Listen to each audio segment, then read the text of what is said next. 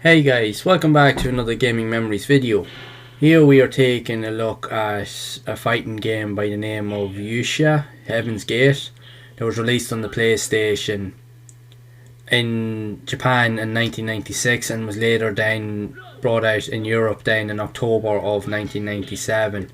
And this is actually a port of a game that originally came out on the arcades that was actually published by Atlas Software. This game now actually it was actually popular in the arcades back in the day, so obviously it proved that with getting a port onto the likes of the PlayStation. There are some differences in terms of some of the versions, because depending on which region you get in the game, and I think on the ports on the PlayStation there's actually a couple of hidden characters that you can unlock with cheat codes that weren't available in the arcade version. It was just an added feature that they added in. I actually, be honest, personally, I didn't know that this game actually existed up until recently. There were a lot of unique arcade style fighting games on the PlayStation. Some of them actually we didn't really even hear of, or even they weren't even published or released in the likes of the European or the US region. A lot of them were only even in Japan. Now, I actually haven't played it. It's actually a decent title. It's actually really good. Actually, I enjoyed it now when I was playing it. The graphics actually are really good on it. Very, very colourful. The graphics are very bright and vibrant.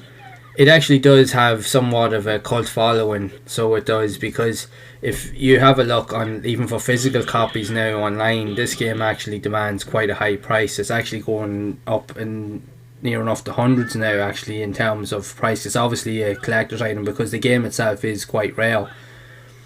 I don't remember seeing it too much now in game stores back years ago when I was collecting games for the PlayStation. It was obviously one of those ones that it was very rare. Now, there were a lot of fighting games on the platform. You had the likes of Tekken series, you had the likes of Soul Blade, there was Mortal Kombat, there was a load of different ones that there was here. But this one here actually, it's a bit more simplistic compared to some of the other games. It actually plays really well. It's not as fast as some of the other fighting games that I've actually played, but it's actually a decent game. So it is. It does have very similar characteristics in terms of some of the play modes and play styles. If you compare it to the likes of Soul Blade, for instance, it actually has a very, very similar feel and aesthetic to it. It has similar kind of environments, a similar type of even enemies that you fight as well. It feels very, very like that game as well. I actually have done a previous video on Soul Blade. I'll make sure to drop a link down in the description so that you can go and check it out, and you can see that they're very, very similar, even though they were both released in 1996, but they're completely different developers, but you can definitely see there's very similar characteristics here. But I haven't actually played it myself now. I actually enjoyed it. I haven't played too many fighting games now in quite a while.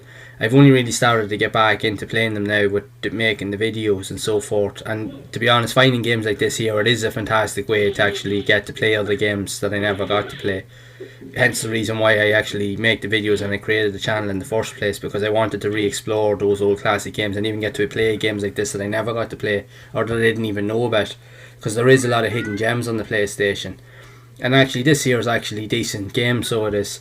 Now, it wouldn't have gotten as good a reviews in magazines from what I've been able to find online compared to like the mainstream titles, but it definitely holds its own. Like I said, it's definitely got really good move sets. The graphics on it are very, very good considering it's an earlier title. It just looks really well, it plays really well. It's very simple to pick up and play, and it's actually good fun. So the game obviously had two releases in two different regions. It wasn't released in the US. So, like I said, it is a hard game actually to find, and you will pay big money if you are going to get a physical copy for it. So you definitely want to have big pockets or plenty of money if you are looking to collect a physical copy of the game, because you will be paying quite a bit for it. So you have a couple of different game modes from playing it. You have the likes of your typical type of arcade kind of campaign where you go through a set number of rounds and defeating like random enemies in different fights along the way. It has similar aesthetics to a lot of other fighting games at the time, where you can knock them out of the ring as well, and obviously you can finish them off using specific movesets and that.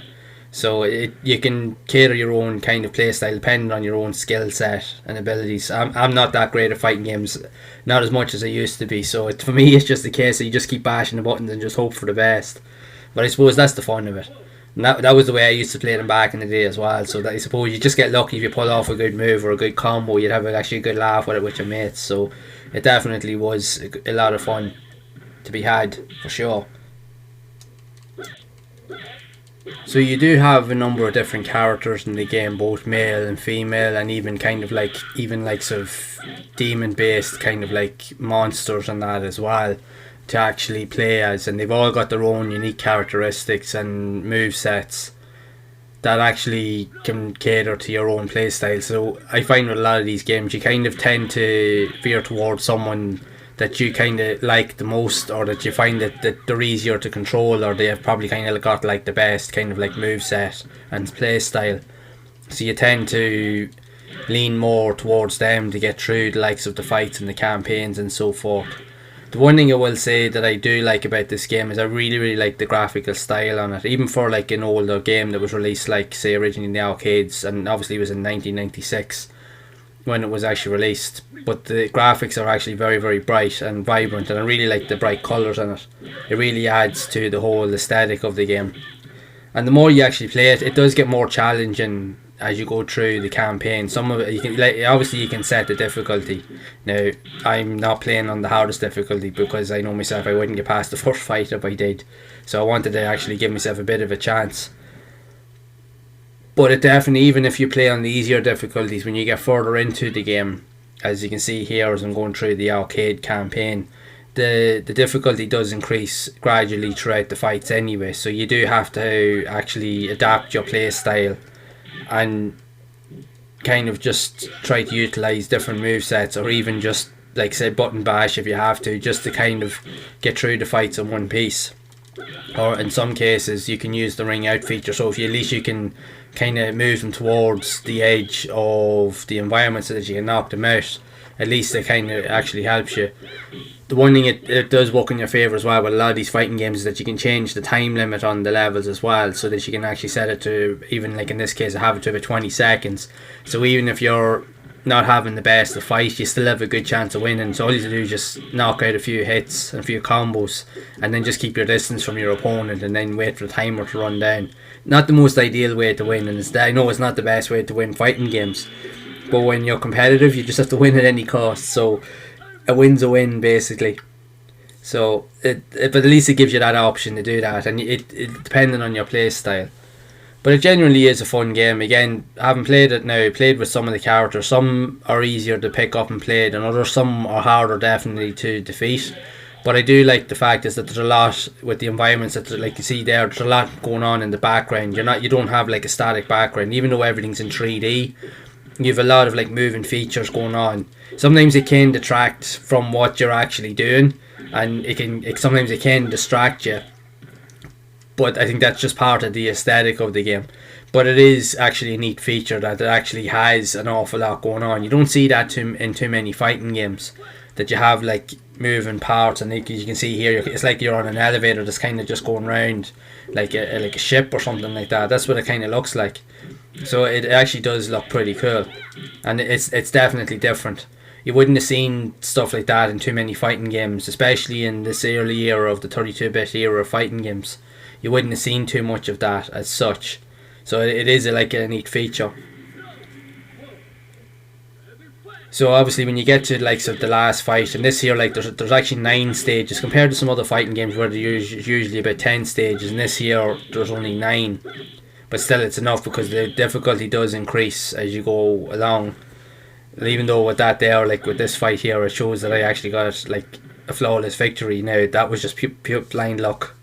But I didn't get as lucky the second time round. But that's just the reality of these games. You win some, you lose some. But it's fun experience, and I highly recommend, if you haven't actually played it, I definitely recommend that you give it a go, especially if you're into fighting games. It is actually a really good title. If you like the visual aesthetics and this play style, there's definitely something here for you to enjoy, and even just to play with your friends, and even just to play something a little bit different as well. So I highly recommend you do have a look at it.